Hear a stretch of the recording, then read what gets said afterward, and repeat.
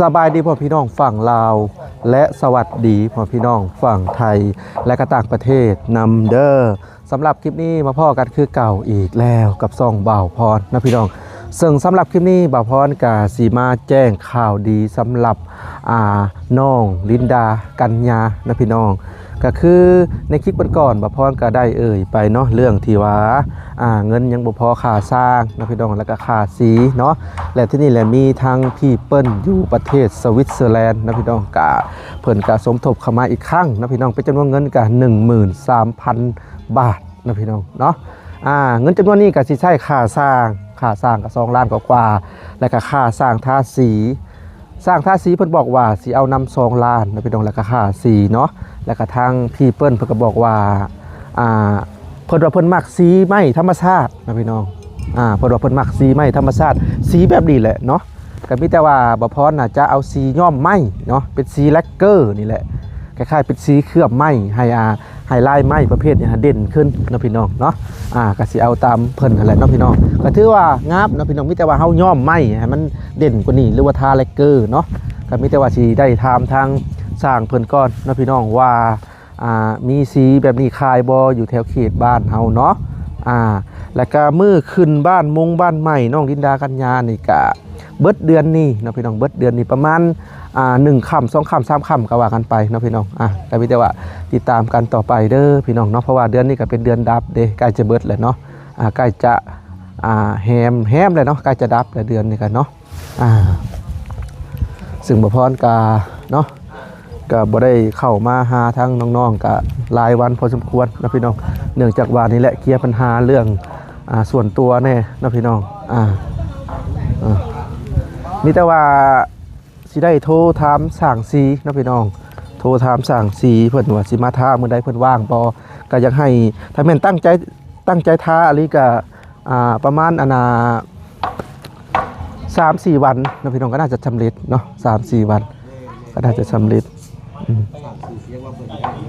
เนาะพี่น้องจังได๋ก็ต้องขอบบุญขอบคุณทางพี่เปิ้ลอยู่ประเทศสวิตเซอร์แลนด์เนาะที่ช่วยเหลือทางน้องๆนะพี่น้องแล้วก็เพิ่นแต่งเพลงให้ทางน้องๆเนาะก็ถือว่าเพราะถือว่าม่วนซึ่งหลายนะพี่น้องเอานะพี่น้องเพื่อบ่เป็นการเสียเวลาเดี๋ยวเข้าไปสอบถามทางลุงน้องลินดากัญญาก่อนนะพี่น้องพออยากถามเพิ่นเรื่องขึ้นบ้านใหม่นะพี่น้องบ่พรน่ะอยากขึ้นประมาณ1 ค่ำถึงวันจันทร์เนาะ1 ค่ำถึงวันจันทร์น่าจะเป็นมื้องามยามดีแล้วแหละเพราะว่าก็บ่พรก็อยากจบภารกิจเด้แล้วก็สิได้ไปเขตอื่นนำเนาะเด้ลุงเพิ่นก็อยู่พอดีเนาะเดี๋ยวไปสอบถามเพิ่นก่อนพี่น้องเอ้ยสบายดีลุง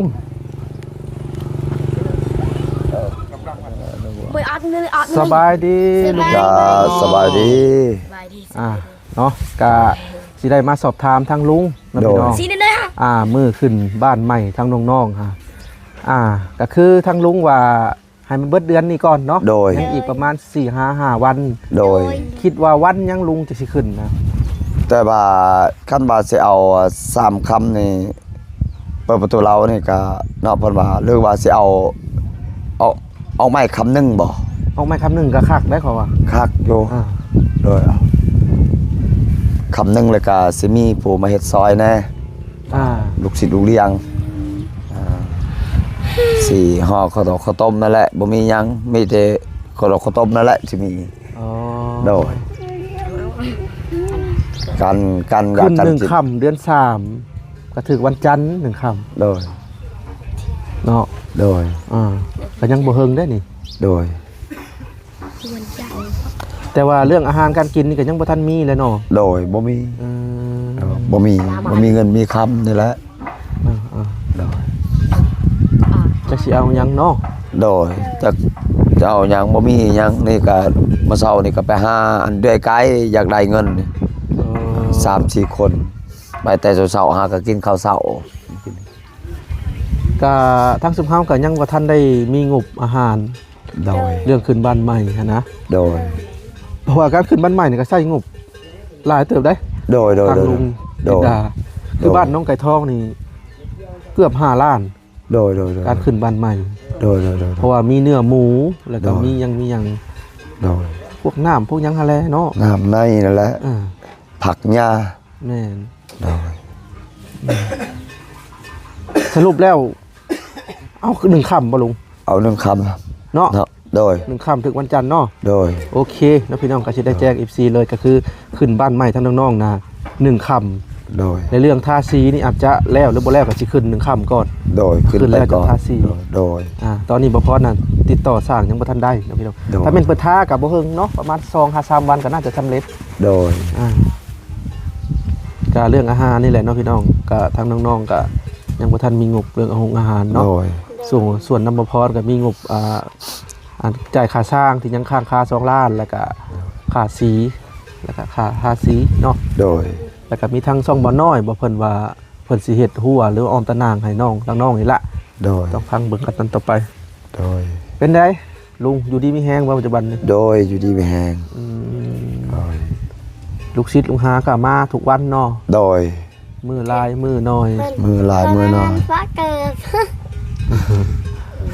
เดี๋ยวตามไปนั่นเพิ่นลืมเกิด ไผลืม ฮะเล็กน้อยลืม โอ้เด็กน้อย เกิ ลื ด ม ให เกิ ม่ ด เพิ่นสื่อ อืม ลืมเอาไว้นี่แล้วฮะ อ้าว ชินตา ได้เมนูยังกินข้าวลุงตอนเช้านี่ ต้มผัก ต้มผัก ลวกผักโดย ช่วงนี้ก็บ่ค่อยมีของอยู่ของกินเนาะ โดย อ่า บ่ค่อยมี เพราะว่าช่วงแรกๆก็มีอยู่เนาะ โดย ผู้ใจดีเพิ่นซื้อเข้ามาให้ แต่ตอนนี้ก็บ่มีแล้วปานใดเนาะพี่น้อง โดย อันก็ครุกขนาดตัวหอมกว่า นี่ก็ไปหาด้วยไก่แต่เช้า ไปหาหมักได้ไก่บ่ ๆโดย โลเท่าใดเขาขายกันอยู่ เขา ที่ ขายว่าโล40 โอ้แพงอยู่เนาะ โดย อ่า ก็แล้วก็มาแบ่งมาเฮ็ดเวียกแน่แล้วก็อยากให้อนามัยนี่เขาว่าแล้วก็ตอนแรกก็เพิ่นว่าสิไปหาอีก อ๋อ หาแถวนี้แหละได้เดียวได้ที่กระกอบหนึงมา ป้าเพิ่นได้ซะ ใหญ่ไปดิ ป่าเปิ้นไปบุญโมบุญอยู่ในบ้านนี้ บุญแจก บุญแจก อ๋อแจกข้าวเนาะ โดย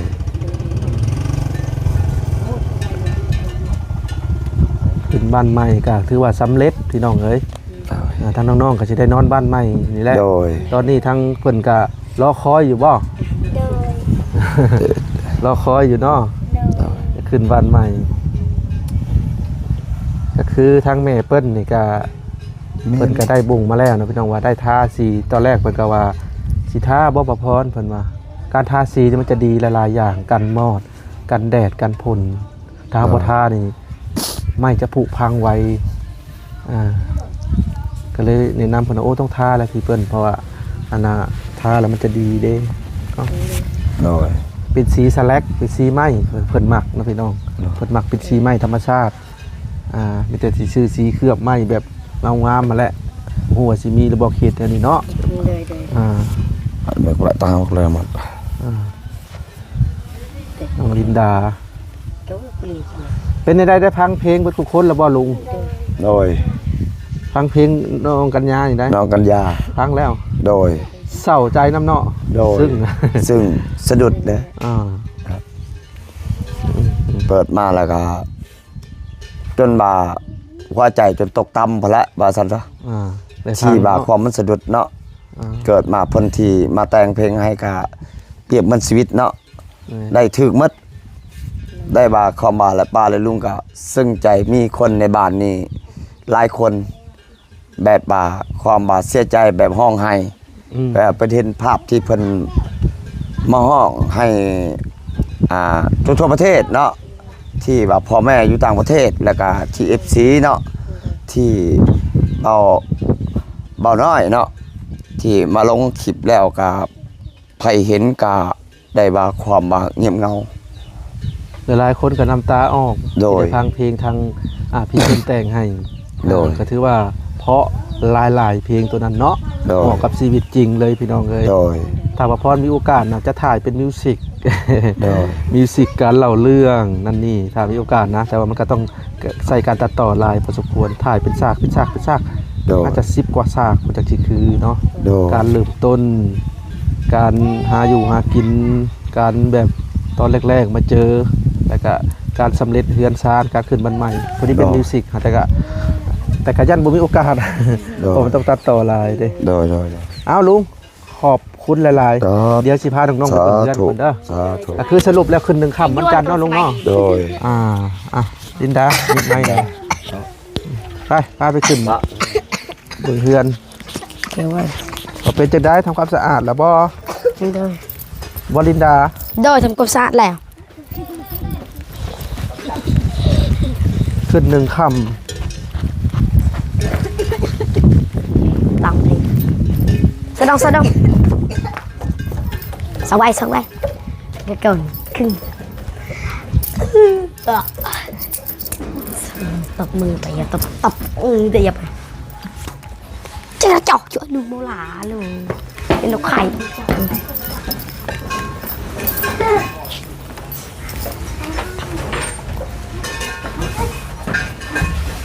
ตัวกระเบื้องเลยมันเปิดประตู ลินดานอนห้องนี่บ่ เดิน สินอนจักคนเจ้า เจ 3 คน ฮะ 3 คน นอนห้องเดียวกัน3คนบ่ เจเดินห้องนั้นเอาไว้ ห้องนั้นเอาไว้เครื่องบ่ เดินเปิดละ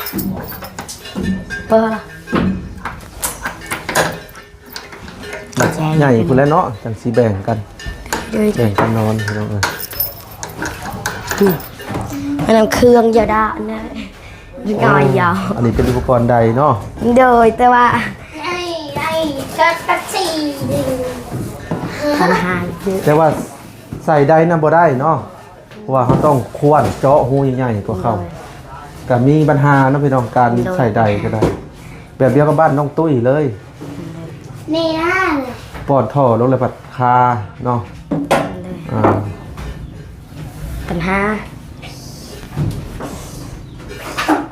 ต้องเสียเงินให้กว้างอีก เดิน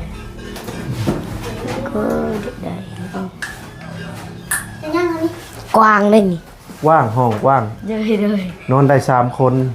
กว้า3 คน วิลลี่น้องวิลลี่ก็นอนนั่ง นอนนำเบ้า เจ็ดอยู่ยังก้อยอันดียังทุ่งพุ่น1 2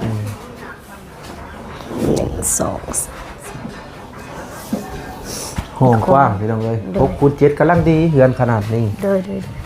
ถ้าว่าน้อยกว่านี้ก็ห้องจะแคบ อืม เจ๊มันกระต่ายเจ๊ไป นี่แต่ว่าสิทาสีพี่น้องเลย น้ำเล่นกระแจกับผม ก็ติดต่อสร้างบ่ได้เนาะมื้อนี้ก็สิพยายามติดต่อสร้าง ส่วนสีนี่ อันนี้ทางที่เพิ่นบอกว่าสิใส่เป็นสีไหม้นะพี่น้อง เดิน ก็สิเอาเป็นสีย้อมไหม้แหละแลกเกอร์หรือจังใดนี่แหละถ้ามีเนาะและอันนี้ก็สิเป็นเอาเป็นสี อันนึงก็เสียวะ แบบไหม้ประดู จังเราจะไปหา ตัวนี้เป็นสีขาว กระแจปิดบนซาดอกเรื่อย ลูกติ่งก็เป็น มัน สีหนึ่ง ขึ้นได้แสดง อันนี้ก็สีขาวขอบ ๆ มั นะ นจะ เล่น ขา ตัว ว เรา เอาไปยังก็จึงเนี่ยแห้งอ่อนมาแบบเจ๊มันเข้าอะไรวะกระเจตะไคร้ละ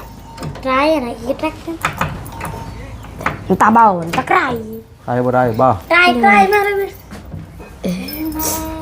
ใครมาได้กระเจรำไปเลย ใส่ไปได้กันแจ อาเจบ่ถือกันบ่ โดยกันแจมาคืออันหนึ่งหาย เจ๊ชิไปหาอยู่กันอย่าอันหนึ่งอยู่เพื่อน จิตไปจุดกระจก บ่เป็นยากเลยคือยาวอะเอาไว้เอาไว้อยู่เพื่อนอันหนึ่ง หน้าม้วย ตามก็เอาตะปาละ กระดองตะบอล ล็อกเครื่องไว้ หลักไม่ได้ แน่นหน้าเด้อพี่น้องใส่หูสร้างแล้วก็ล็อก แค่ไหนแค่มอดเดียวก็ ร้องเพลงอยู่บ่ปัจจุบันนี้ ฮะ ร้องอยู่บ่เพลง แล้ว เพลงแม่สิได้ ตีกันยาเป็นหนูพา อ่ะลองฮะอันกินอะไรปิงซึง ตีกันยาเป็นหนูกุมภา อ่านเนี่ยกูเตะไม่สบายแก้วบ่มโห ปวดเราพ่อแม่ อยู่ตอนก็ต่อไป จากไกล เราสองพี่น้องต้องสู้ชีวิตกันไป แต่ดังหมูดอ่องตัวนี้ ยากปานใด แต่อันกะลา อย่า ดูว่า เดินไป สิน่าเกิดไร ฟังฝัน ลอกง่ายเนาะอ้ายก็ยังจำได้เลยจำได้เป็นบางค เปิด จะเจอไม่หรอ ฮะยัง จะเจอหนึ่งน้องสิกันยาเป็นโลกกำพร้า อยู่ ป ป่า ระเทศแล้วหัวใจปวดร้าวพ่อแม่น้องตายจากอะไรเราสองพี่น้องต้องสู้ชีวิตกันไป ทุก ทุกข์ยากปานใดจะเดินไปให้ถึงฟังฝันลำบากแสนเข็นลำเข็นแทนหอสตาน้องกันยาวังหูสิเฮ็ดจังได้ได้แต่วาดฝันว่าสักวันต้องมีให้ได้ทุกข์ยากปานใดจะเดินไปให้ถึงฟังมัน ลำบากแสนเข็น ำลำเค็นแทนอสตา น้อ น้อง งกั กั ญ ญ ญา ญา บ่ฮู้สิเอ็ดจังได้ ได้แต่วาดฝันว่าสักวันต้องดีให้ได้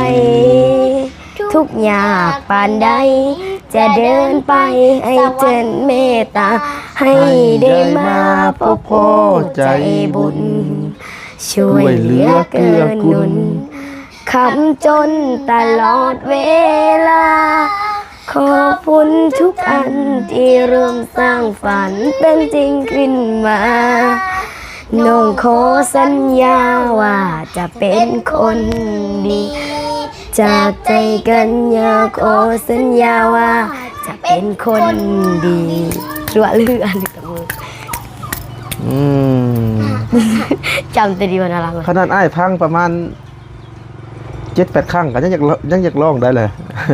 ฟังแค่2 ครั้งยังร้อง เพราะว่าร้องง่าย ง่าย อืม แต่ เธอมาถาม น้ำสร้างเป็นอันใดใส่ได้แล้วบ่ เลยเสีย ได้แต่กระพือ ต้องรอให้เพิ่นมา สาม ฝุ่นก่อนเนาะ โดยไอ้นายว่ายัง3-4 มือ อ่า ยังหาวไอ้นายว่า 3-4 มื้อเป็น5 มื้อ 4 เตะมันก็ตอบ เก็บไว้เก็บแปรงไว้เด้อเพราะว่าเพิ่นมาเพิ่นก็สิใช้ทาสีอยู่ โดย อ่า แปลงนี่อยู่เนี่ยอันก็ก่อยแปะก็ก่อยนึกที่มูตะบอนจะแปลลุงเอาแล้วลุงปกติจะได้อีเดี๋ยวตีตะเลยหรือยาวเอ้ยลุงปกติ เจ๊มาเนี่ยคนรักผู้ชนมา มันบ่ได้จ้ามันกระแจตัวนั้น เบิร์นนักรักกันแจมือจนเบิร์นอุปารกันแจมือจนพลักกันมือ อันกันเลยเจ้าอันกาลุง เจ๊ จะแปะให้ยาลุงป ล ก ง ติ ข้างล่างไป ลงตารางเด้อลงตาราง ลงตลาดภาษาลาวล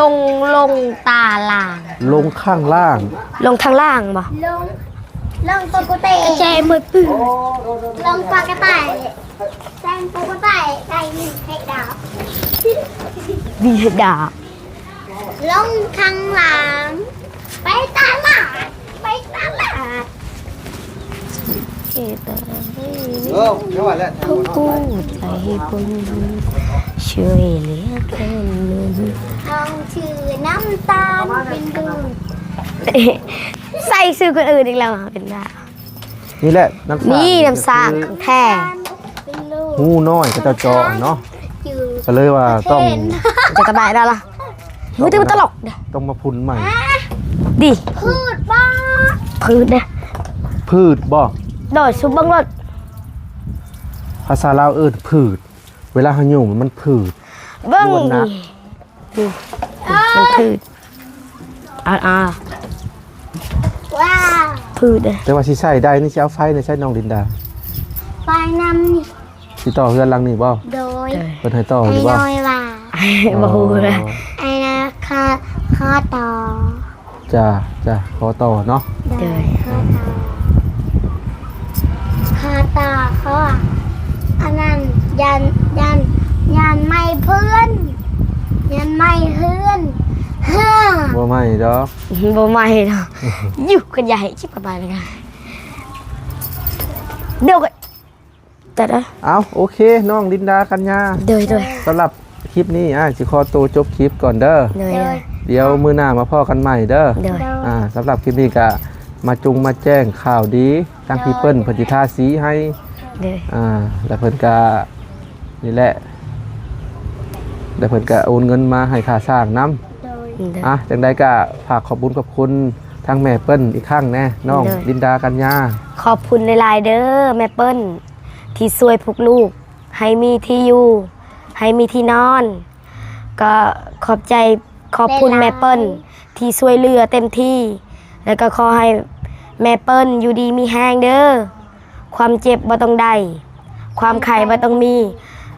ขอให้แม่เปิ้ลร่ำรวยเด้อปรารถนาสิ่งใดก็ขอให้แม่เปิ้ลได้สิ่งนั้นเด้อ แล้วก็ขอบคุณ FC ทุกท่าน โด ทุ ย กคนผู้ใหญ่ใจดี ทุก ทุก ๆ ค คน นผู้ใหญ่ใจดีที่ช่วยเหลือทุกอย่างสิซื้อดินแล้วก็ซื้อของอยู่ของกินให้น้องลินดาและน้องกัญญาก็ขอบใจหลายเด้อ โดย ให้ผู้ใหญ่ใจดีทุกท่านจงมีแต่ความสุขความเจริญ ความเจ็บบ่ต้องได้ความไข้บ่ต้องมีเด้อปรารถนาสิ่งใดก็ขอให้ได้สิ่งนั้นเด้อสาธุสมความปรารถนา เนาะก็ยินดีนำน้อง ไม่ ลิ นี่ น บุ ดา ไฟ กัญญา บ่แก้ว เนาะพี่น้อง ตอกแกได้เยอะ น้องก็มีเฮือนมีชานและ โดย ที่ดินน้ำทรงน้ำสั่งบาดาลเนาะ อืม เครื่องอยู่เครื่องกินเครื่องใส้เครื่องซอยตอนแรงๆเนาะ โดย เอาไปก่อนเด้อลินดากัญญาเด้อสบายดี สบายดี สรุปการขึ้นบ้านใหม่น้องลินดากัญญาก็คือขึ้น1ค่ำเดือน3ลาวเนาะพี่น้องขึ้น1ค่ำก็ถึกวันจันทร์เนาะก็เป็นมื้อขึ้นบ้านใหม่ทางน้องลินดาเนาะทางลุงเพิ่นก็ว่ามื้องามอยู่เนาะพี่น้องและก็เรื่องอาหารการกินนี่ก็ทางสุเฮาหรือว่าทีมงานสุเฮาก็ยังบ่ทันได้มีเนาะพี่น้องเนาะถ้าว่าผู้ใหญ่ใจดีท่านใดอยากสมทบค่าอาหารขึ้นบ้านใหม่ทางน้องลินดากัญญาก็ยินดีหลายๆเด้อพี่น้องเนาะเพราะว่าการขึ้นบ้านใหม่เนี่ยก็ค่อนข้างจะใช้งบหลายพอสมควรเลยนะพี่น้องหลายพอสมควรบอกว่าสิเป็นค่าอาหารค่าน้ำดื่มน้ำคงน้ำแข็งเนาะแล้วก็ค่าเครื่องปรุงอาหารหลายๆนะพี่น้องเนาะก็คือทางเฮือนน้องไก่ทองก็ค่อนข้างจะเบิดหลายเติบนะพี่น้องเนาะซึ่งพ่อกระจดรายการไว้เกือบ5 ล้านนะพี่น้องขึ้นบ้านใหม่ทางน้องไก่ทองเนาะซื้อหมูซื้อเป็ดก็ว่ากันไปนะพี่น้องแล้วก็เครื่องเฮือนเครื่องซ่านนะพี่น้องขึ้นบ้านใหม่ก็ต้องมีเสือนอนใหม่ยังใหม่ขึ้นนะเนาะก็ค่อนข้างจะใส่งบหลายอยู่นะพี่น้องเนาะโอเคนะพี่น้องสำหรับคลิปนี้บ่พรกับสิขอตัวจบคลิปเพียงเท่านี้ก่อนเนาะก็ไม่แต่ว่าติดตาม EP ต่อไปสำหรับเคสน้องลินดากัญญานะพี่น้องไปก่อนพี่น้องสบายดีเด้อ